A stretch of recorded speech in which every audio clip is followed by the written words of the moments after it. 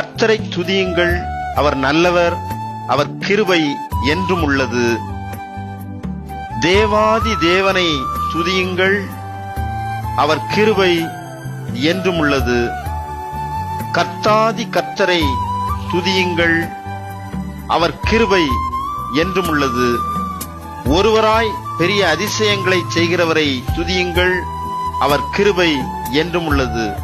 சங்கீதம் 136 1 முதல் 4 வரை. இந்த நாள் இனிமையான நாளாக உங்கள் வாழ்வில் அமைய இறை மைந்தன் இயேசுவின் நாமத்தில் அன்பின் வாழ்த்துக்கள்.